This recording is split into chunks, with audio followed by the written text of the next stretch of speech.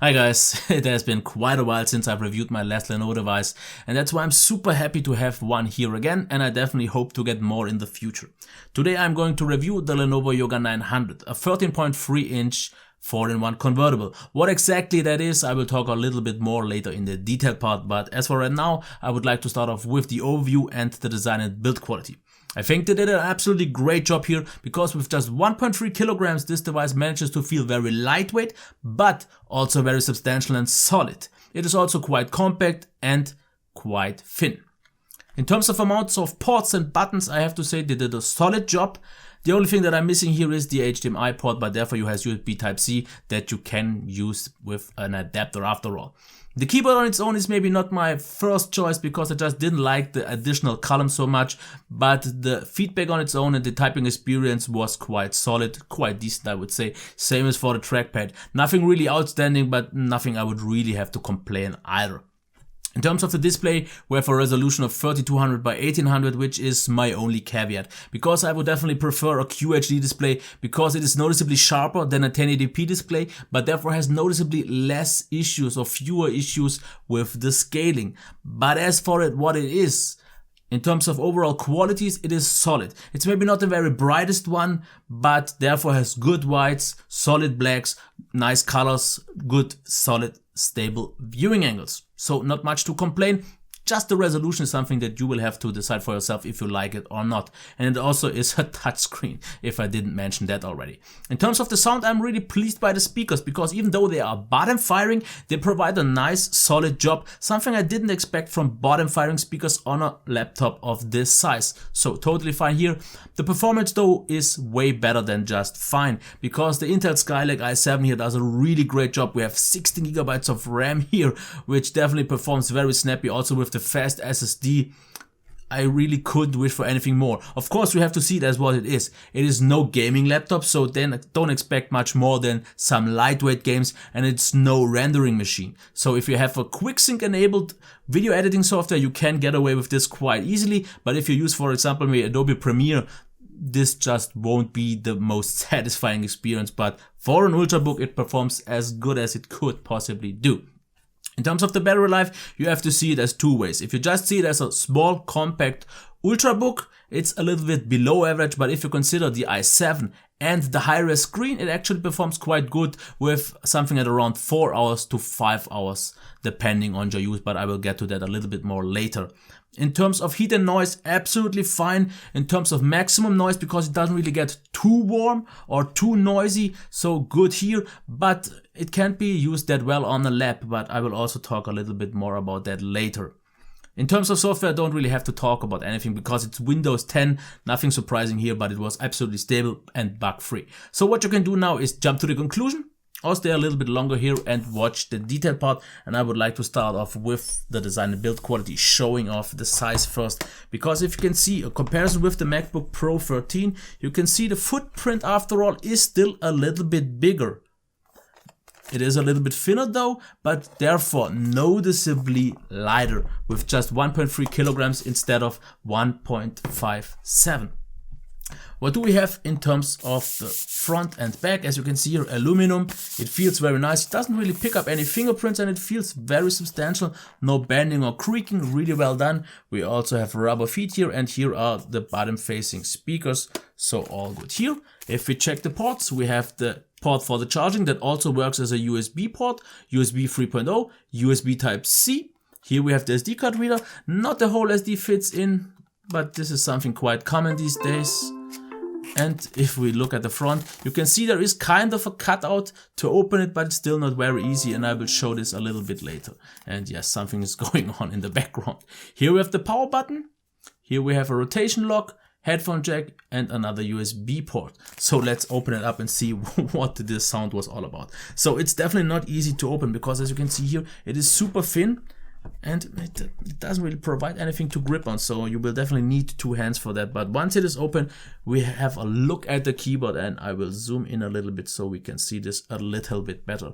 So the one thing that I don't like is the first thing that I want to mention here, and that is the additional row. I would definitely like these buttons to be on the last column, but that's just not the case. Other than that, the palm rest is really nice. So if you type, you have a really great experience because it's also, as you can hear, very quiet. We also have 2-level backlight, and the feedback itself isn't not bad because it is a little bit more on the shallow side, but still overall quite solid. The trackpad on its own, it's a little bit on the smaller side. It clicks nicely. The traction or the friction is really nice because not too slippery and not too grippy. So this is well done. The one thing that I had an issue though is usually you can tap with 2 fingers for the context menu, but even though I have enabled this setting, it didn't really work out for me. So I had to press with 2 fingers to get that to work, but still absolutely solid. So now let's check the display. 3200 by 1800. And I already said it, I'm not that pleased with the resolution on its own because it provides you with less screen real estate as a 1080p display would provide you because of the scaling. Out of the box it came with 250%, I changed it to 225 to at least give me a little bit more space here, but that is still the one caveat that I have. Like I said, QHD would be the best compromise in terms of higher sharpness, but fewer scaling issues, but that is just one thing that you have to see. But other than that, what are the qualities here? The white is absolutely fine, slightly more on the warmer side, but absolutely fine, and I really wouldn't change much. Blacks maybe not super deep, but therefore no light bleed at all and very uniform and still good enough, no real complaints here. Colors absolutely fine, maybe not the deepest contrast, but still more than fine, and the color balance on its own is really nicely done, so a top solid job here. Viewing angles are also very stable, as you can see here. It doesn't really diminish in terms of brightness, and since we are already talking about the brightness, it's not the brightest display out there. It is a little bit on the dimmer side, and I had to use actually 80% of brightness in all the time because I like a more vibrant display. Anything below 70 was just too dull for me, but if you can get past that, it's fine. 100% maybe in outdoor use isn't quite good enough, but that is something you will have to decide for. Indoors, it was 80% that I used all the time. So still, qualities are fine. Resolution, something you have to decide. Okay, let's check what we've got in terms of sound here. And I will start the demo.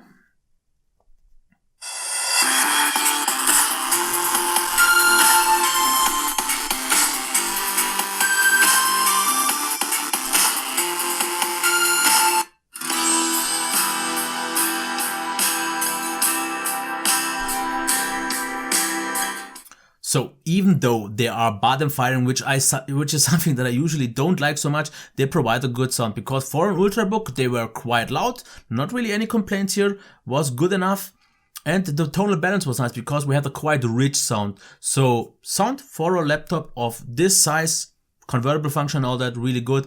And the quite solid thing is that I get why they put them on the bottom, because if you, for example, use the tent mode, they fire towards you. If you use the presentation mode, they fire at least towards the top. And if you have it in the tablet mode, which are the 4 modes here, you always are able to hear the speakers, which wouldn't be the case if they maybe put them on the front. So I absolutely get why they did this in this case, even though I don't usually like it so much, but totally fine here. Now, let's check the performance here. The first thing that I want to show off is the SSD speed, and as you can see here, absolutely top speeds for a non-NVMe or SSD. 500 reads and write, absolutely fine. Only NVMEs can really provide a noticeably better performance. What does the i7 perform though in terms of scrolling, for example, in the browser?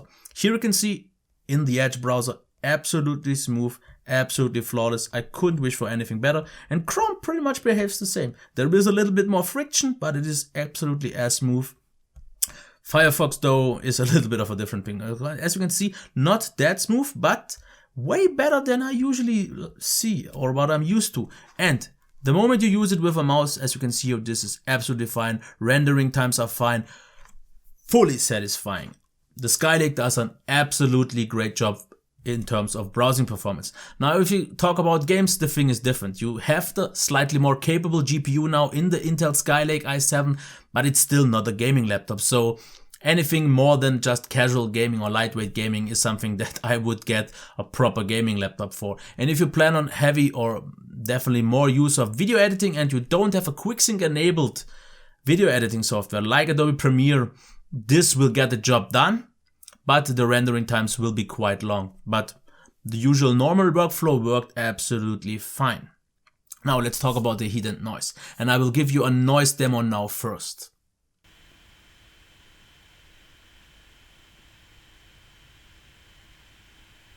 Okay, as you have heard, this was the maximum noise level that you will achieve, and this was like after more than 30 minutes of constant CPU load, and I think it was actually quite decent. Not really too harsh, and it wasn't something very annoying because it was a very even sound. It was a little bit more higher pitched, but still absolutely acceptable. The one thing that I think I want to talk though is a little bit about the use on a desk. On a desk with lightweight tomorrow reviews, it stayed absolutely silent all the time. But one thing that I've noticed, the moment that I use it on my laps, the fans actually start spinning, which is something that I can't quite understand. It was a very low frequency, so very low rotations and very subtle still, but it was a little bit more of a higher pitched sound that annoyed my quite sensitive ears. But in a normal environment that isn't maybe super silent, you won't actually even notice it, so absolutely fine. In terms of the heat, I've seen a few reviews that said it would throttle under heavy load for a longer period of time, something that I couldn't reproduce. Mine stayed all the time at full capacity, so all good here. I don't see heat as an issue. The only place where it gets a little bit warm is somewhere at around here. So all fine. In terms of battery life, charging time with almost 3 hours is a little bit more on the longer side compared of something like these Ultrabooks.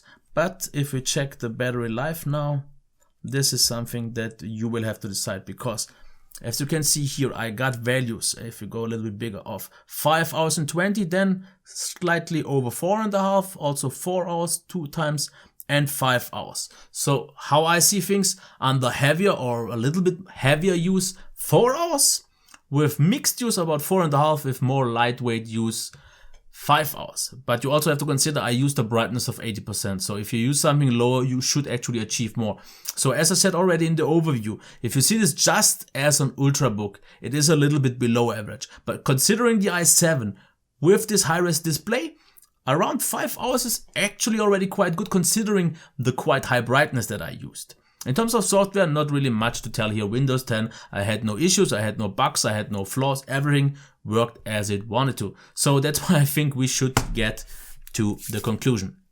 For a street price, at least here in Germany, of around 1700 euros for the highest spec model with the i7, 16 gigabytes of RAM and a 512 gigabyte SSD, I think the value could be a little bit better. But I also have to see it like this. This is a very big SSD. You have the i7, the Skylake already. You have a high resolution display and everything is on a really high level. But I still think this is already MacBook territory. And I think before people pay that amount of money, they would already get the MacBook Pro. So I would definitely recommend Lenovo to set the price a little bit lower to sell more of them. Of course, you have the higher functionality of the touchscreen that works quite nice. We have the tablet mode, the stand mode and all these. So it's definitely more flexible, but I still think the price is a little bit too high. I would say the best compromise in terms of price and overall hardware specs would be the 8GB RAM version with the 512GB SSD, because the 256GB SSD wasn't really any cheaper, at least from what I see here in Germany.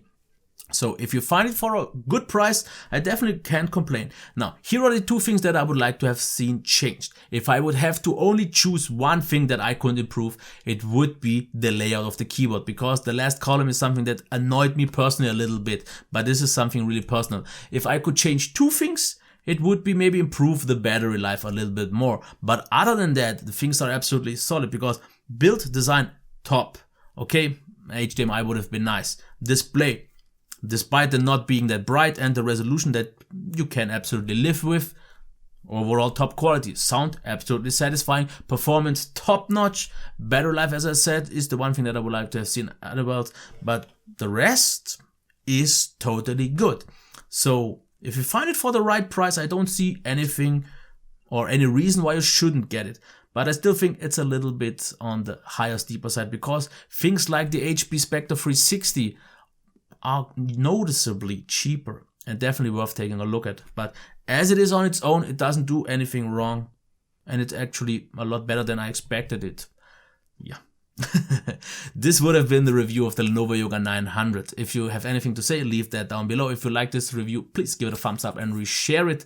And other than that, I wish you a nice day. Okay, until next time, bye.